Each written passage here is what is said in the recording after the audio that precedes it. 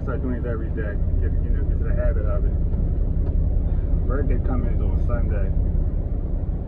Like, I'm not even gonna lie. I'm so surprised that I'm still here. I never thought when I was in my 30s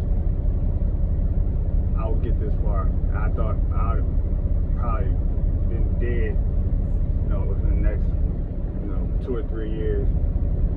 And at this point, I guess I'm kind of at a standstill with my life.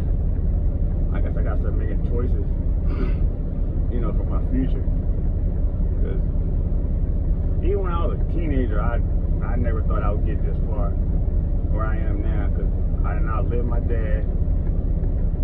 I did not live a lot of, married siblings. A lot of them I've outlived. I've outlived a couple of my cousins too.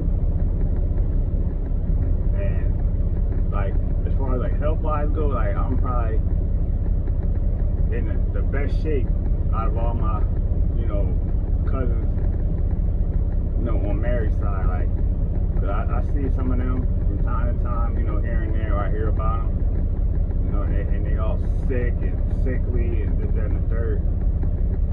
And for me to come from getting shot, to flatline, and even with the whole pill thing, is crazy. I'm still here, and I'm at where I'm at right now.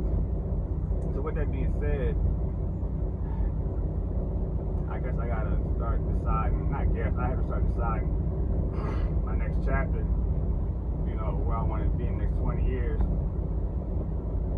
I just feel like I gotta make decisions, and that's what I've been doing this past week. Is sorting things out and getting things lined up for my future. Like I stated previously before, and I say this to myself every day. Like I've done a lot of dirt, a lot of it.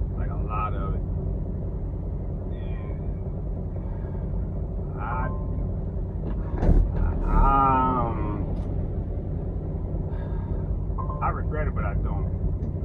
I was an idiot and I didn't know any better.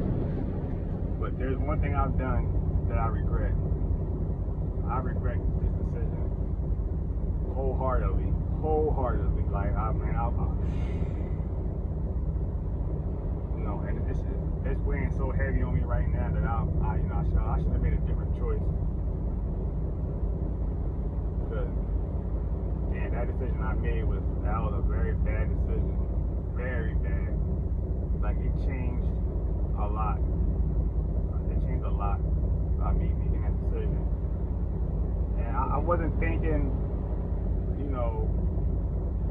with my emotions. Which, I suppose you're not supposed to move off your emotions. You're supposed to move off of, what's a smart choice. And I wasn't thinking how I should have been thinking. I should have digested that situation a little bit deeper and then made a choice with that. But I didn't. I just went off of, what I thought the right thing to do at that moment. So, you can't turn back the hands of time. It is what it is. You gotta move forward. And that's just life. Like you can't go backwards. And I try not to. I try to move forward. Every situation anything I've done, I try to move forward, and I try to learn from new experiences that I've had and just move forward in my life. It's one thing you can't do. You cannot live in the past. You can't say shoulda, woulda, coulda. If I'd have did it this way, yada yada yada. Like, nah. Once the decision is made, and you gotta move forward. That's just it. That's just the gist of it. Like, you can't go back. You can't. But believe me, with that one, I wish I could. Jesus Christ, man. That was a bad decision all the way around. I know that. I knew it then, but I was being more practical than with my emotions. I should have just did what I did. But that is what it is. But anyway, birthday Sunday. I'm 48. good thing is, I don't look it. Like, that's so crazy. And I see some people, man, that I know from school with, and I see them, and they look bad, man. They look bad. Like people just don't be caring about, especially your health. Your health. Without your health, you don't have anything. You got all the money in the world. Without your health, man, no. And I seen that firsthand when I was in the hospital, recuperating both times from, my gunshot. And I met this older dude. It was probably a month ago now. Older black man. We was in a store. So I'm looking at him and asked him a question. He had a jacket on, that said, he's a boxing instructor. So I said, hey, you still box? He's like, yeah, I do a little something. So, we start talking. So I thought he was like maybe 60, something like that. He's like, nah, I'm 70 plus. So when somebody say 70 plus, they don't mean 72, they mean like 76, 77. But the man moved it, the way he moved, he started dancing around a little bit. And his footwork, like he moved like he was like 30 something. So I'm just talking to him, like, yeah, I take care of myself. I'm like, man, like, this is what I strive to be like.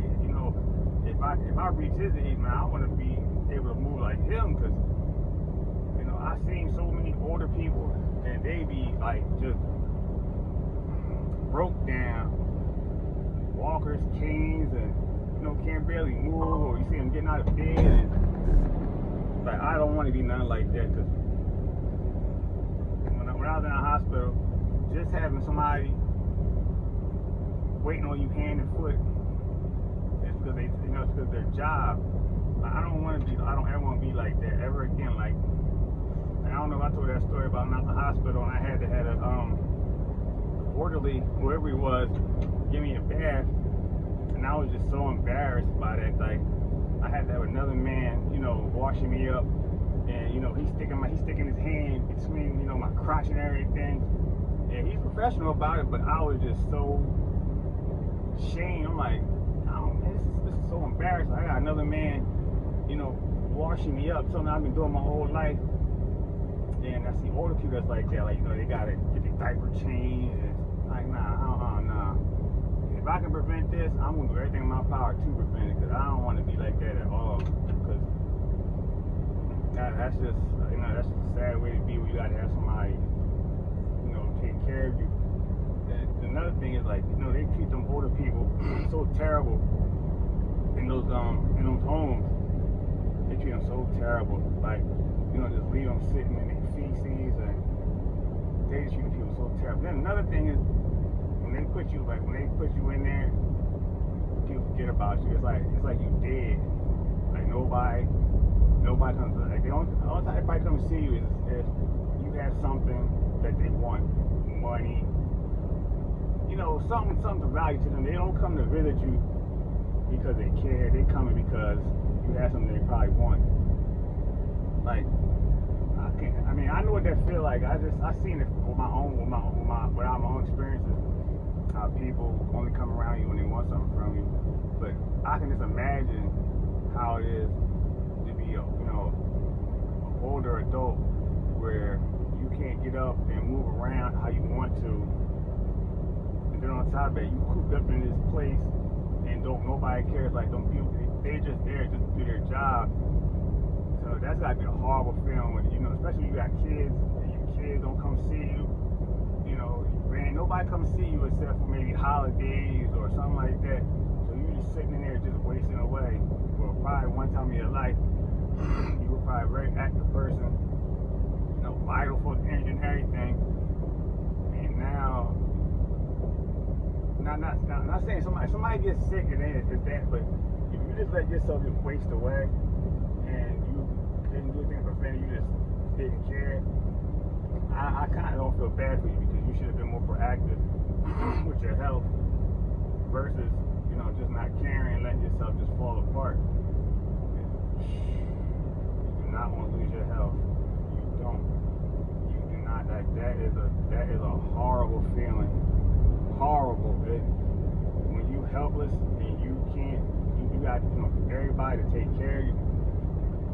So that year that I had to have assistance and everything, oh man, that was a horrible feeling. Horrible.